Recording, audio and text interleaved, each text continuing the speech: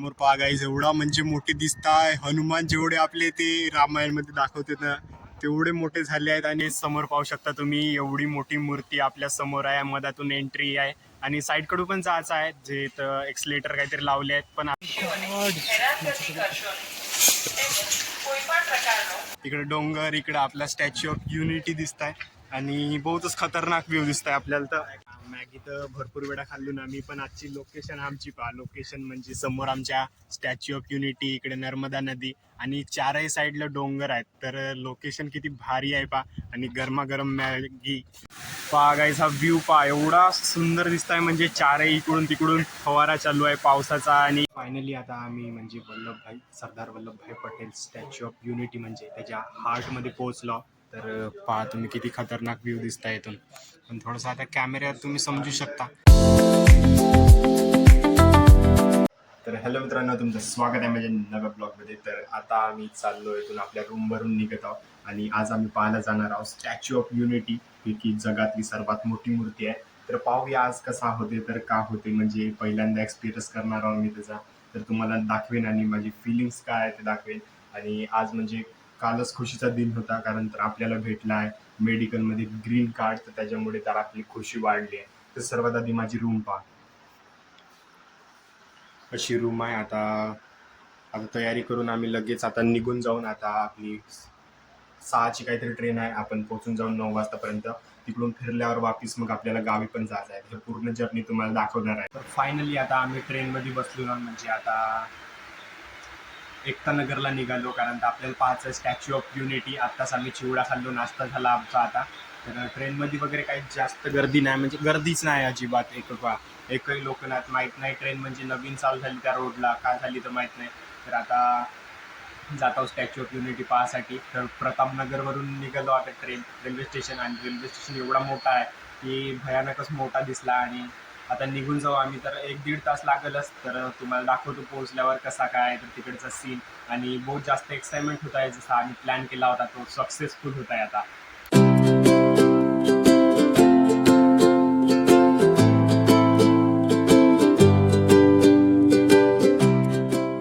तर फायनली आता आम्ही प्रतापनगरवरून एकता नगरला पोहोचलो आणि कापासाठी आलो. तो आपल्या समोर आहे, तुम्ही पाहू शकता, world largest statue of. Finally स्टेशनच्या बाहेर निघलो ना, आणि एवढा मोठा स्टेशन दिसत आहे म्हणजे पहा. एकता नगर वाटला नव्हता, कारण तर ट्रेनच जास्त चालत नाही त्या रोडला, आणि एवढा मोठा स्टेशन बनवून ठेवलं आहे. तर पाहू आता इथून काहीतरी बस वगैरे भेटेल आपल्याला, तर बसने चालले जाऊ, नाही तर जो भेटेल त्याच्यानं जाऊ. पण आज स्टॅच्यू ऑफ युनिटी पाहायचंच आहे आपल्याला. तर 1 तासाचा रन होता आणि लवकरच पोहोचलो, जास्त काय असं वाटलं नाही. पॅसेंजर ट्रेनच होती आपली लोकल. तर चांगला सफर झाला. आपल्याला इथं सायकल भेटताय, ई सायकल म्हणून. तर माहीत नाही याचा म्हणजे तिकीट घ्यावं लागते आणि किती घंटासाठी भेटते. तर पण हा म्हणजे पहिला एक्सपिरियन्स आहे, असं चायनात गेल्यासारखे वाटतंय काहीतरी. म्हणजे सिटी आपण इंडियामध्ये जाऊ पण बाहेर गेल्यासारखे वाटतंय. तर इकडे सायकल दापा एवढ्या साऱ्या लावून ठेवल्या आहेत इथं. तर फायनली आता आपली बस आली आहे एकता नगर वरून स्टॅच्यू ऑफ युनिटीसाठी. तर आता आम्ही बसत आहोत आणि जाऊ. 10-15 मिनिटातच आपल्याला सोडून देतील आणि फ्री बस आहे, इलेक्ट्रिक बस.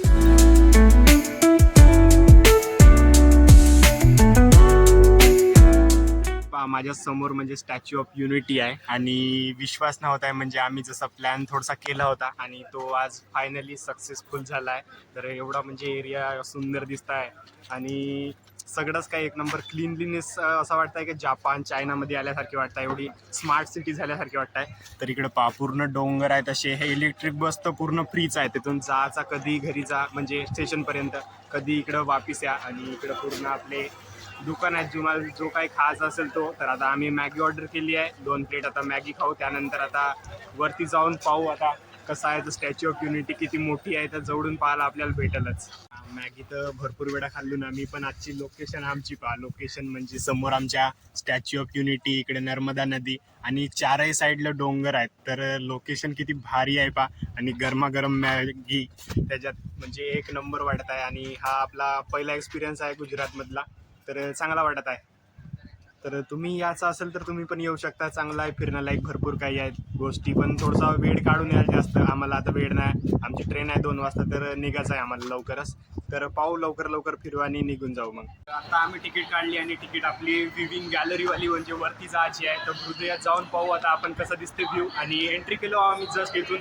तर इकडं भाऊ आहेत समोर चालत आहेत आणि मी मागं आणि व्ह्यू म्हणजे एवढा खतरनाक दिसत आहे व्ह्यू. चारही साईडला पाहाल तुम्ही तर एवढा म्हणजे जास्त काही फिरलो नाही मी, पण हा माझा सर्वात बेस्ट प्लेस होता फिरायचा.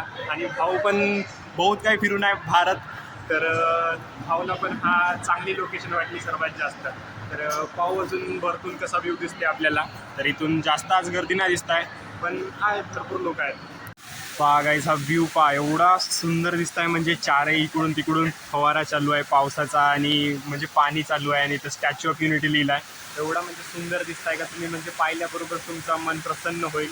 तर आणखी आता का तर बहुत काही पाहायला भेटणार आहे समोर. तर पाहू आता, माझाही पहिला एक्सपिरियन्स आहे आज. व्ह्यू पहा गाईस, माझ्या समोर एवढा खतरनाक व्ह्यू दिसत आहे. म्हणजे समोर पाहू शकता तुम्ही, एवढी मोठी मूर्ती आपल्या समोर आहे, मधातून एंट्री आहे आणि साईडकडून पण जायचं आहे, जे इथं एक्सलेटर काहीतरी लावले आहेत, पण आपण पाहू कडून तरी मधातून जाऊ. आणि एवढी मोठी दिसत आहे का आता थोडंसं जवळ जाऊन अजून पाहिल्यावर तर भयानकच मोठी दिसणार आहे. आणि आजचा ब्लॉग थोडासा मोठा होईल, पण मस्त इंटरेस्टिंग होणार आहे आणि व्ह्यूच तेवढा खतरनाक आहे. बा इकडं पूर्ण स्टॅच्यू ऑफ युनिटी लिहिलं आहे तिथं. एक नंबर डोंगर, पूर्ण चारही साईडला डोंगर आहेत, मधात आता एवढी मोठी स्टॅच्यू आहे, मूर्ती.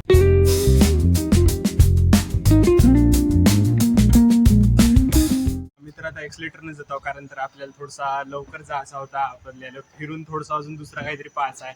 तर पाय बी काही दुखत नाहीत आपले, म्हणजे चालतच आपण इकडून नाही चालू शकतो, पण थोडासा कधी घेतला नाही मजा याचा तर घेऊन पाहता. इकडे नर्मदा नदी आहे आणि बीच त्याच्या साईडला आम्ही चालत आहोत. एवढा म्हणजे चांगला वाटतं, एक नंबर हवा थंड वातावरण आहे आज. तर एक नंबर मोकळा जीव लागत आहे. समोर पहा गाईज, एवढा म्हणजे मोठे दिसत आहे. हनुमान जेवढे आपले ते रामायणमध्ये दाखवते ना तेवढे मोठे झाले आहेत आणि किती म्हणजे एवढा पाहायला असं वाटतंय अद्भुत. तर सर्व काय हा बनवला आहे तो माणसानंच बनवला आहे. तर पहा काय माणसाची कारागिरी पहा, एवढा मोठा आहे, त्याच्या अंदर पण आपण जाऊ शकतो. तर आता पाहू आपण वरती जाऊन कसा दिसते तर. आणि एवढा चांगला वाटत आहे, एवढी काही गर्दी नाही, पण एक नंबर जीव वाटत आहे. आता आम्ही मूर्तीच्या जवळ गेलो होतो आणि खाली आलो आता. तर आतमध्ये जायचं आहे आपल्याला, तर मूर्ती पाहून घ्या एकदा. तर पूर्ण आपले काळा दिसत आहे, म्हणजे थोडासा उजेड कमी आहे, म्हणजे सूर्य आज कमी निघला आहे ना, त्याच्यामुळे थोडीशी क्वालिटी आपली कमी येत आहे मोबाईलची. व्ह्यू एवढा खतरनाक दिसत आहे, म्हणजे तुम्ही कधीतरी या एक वेळा पाहायला. तर एक नंबर, म्हणजे जगातील सर्वात मोठी मूर्ती आहे ती आपल्या भारतात, तर आपल्याला थोडंसं पाहायला पाहिजेत. इकडून व्ह्यू पहा नर्मदाचा, खतरनाक पूर्ण. जी एंट्री होणार आहे हृदयात जासाठी, तर ते येथून होणार आहेत. आता आतमध्ये आपण जात आहोत. आल्याबरोबर पूर्ण एसीची हवा थंडी वाटली आणि एवढा एक नंबर मेकॅनिझम केला आहे इथं. पूर्ण खतरनाकच व्ह्यू दिसत आहे, पहिलीच वेळ पाहता मी एवढा. तर पहा इकडं पूर्ण अजब गजब. आता माहीत नाही माझ्या मोबाईलची स्टोरेज किती बाकी आहे, कारण तर मगांपासून शूट करतो मी, तर पूर्ण भरलीच असेल, पण थोडीशी लो क्वालिटीवर शूट करता, तर त्याच्यामुळे तर जास्त नाही भरली.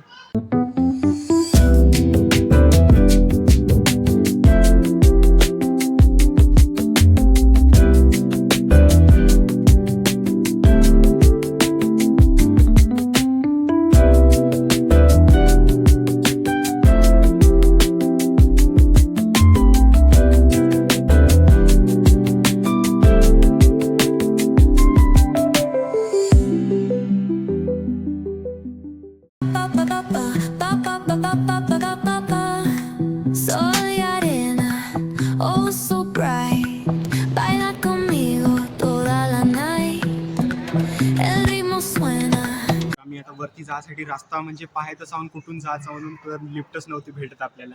तर आता गोल फिरून आलो एक वेळा.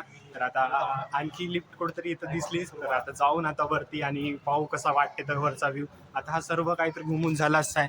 इकडं पहा किती सुंदर नजारा दाखवतो तुम्हाला, पहा. तर इथं काहीतरी प्राणी पक्षी वगैरे दाखवतात, त्याची माहिती दिली आहे, जी की आपल्या भारतात इकडं प्रेझेंट आहेत ते.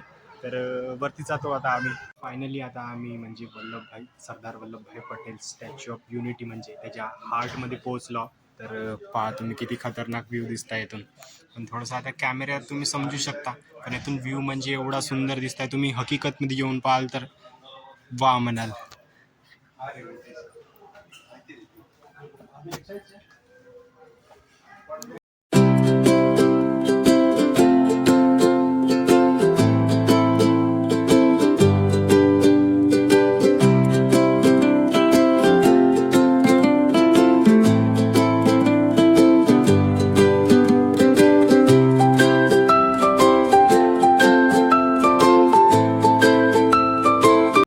बाहेर निघलो आहोत आम्ही आणि पावसाला पण सुरुवात झाली आहे. बारीक बारीक पाऊस येत आहे, एवढा सुंदर वाटत आहे. पण आता बाहेर थोडंसं फिरायचं होतं आपल्याला, पण तो आता मिस होईल असं वाटत आहे. तर इकडे पहा व्ह्यू पहा, इकडे एका साईडला आलो ना आम्ही. आता थोडा थोडा पाऊस येत आहे, मोबाईल अंदर ठेवावा लागेल.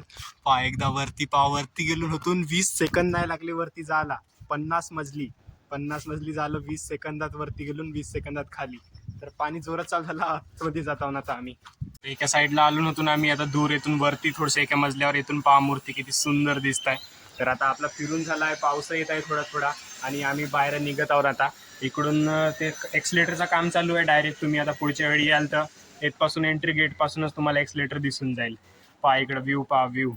फायनली आता आम्ही बाहेर निघलो आहोत. तुम्हाला मग अशी जाता वेळेचा हा व्ह्यू दाखवलो नव्हतो. तर पहा एक नंबर पहा इकडं. म्हणजे जेथून अँगल आपण चेंज करत आहोत, जसं अँगल चेंज करत आहोत तसं आपल्याला एक नवीन दृश्य पाहायला भेटत आहे. आणि आतापर्यंत थोडा पाणी येत होता, पण आता काही पाणी वगैरे बंद झाला. ऊन निघली आहे. ऊन निघली तर चालेल, पण थोडंसं पाणी नाही आलं पाहिजे, कारण की ओला नाही झाला पाहिजे माणूस. दुकानं पहा किती कलरफुल दिसत आहेत मागं. इकडे डोंगर, इकडे आपला स्टॅच्यू ऑफ युनिटी दिसत आहे आणि बहुतच खतरनाक व्ह्यू दिसत आहे आपल्याला. तर म्हणजे मन असं प्रसन्न झाल्यासारखे वाटतं. तर आता पहा आम्ही फायनली इथं जंगल सफारीला पोहोचलो आहोत. आता आपल्याला 1 तास आहेत बिलकुल, आणि 1 तासात आपल्याला हे सफर पूर्ण कंप्लीट करायचं आहे. तर पाहू आता 1 तास लागते किती लागते. आपल्या मोबाईलमध्येही जास्त चार्जिंग वगैरे आता माहीत नाही किती आहे, पण 1 तासात आपण पूर्ण व्ह्यू आता कंप्लीट करणार.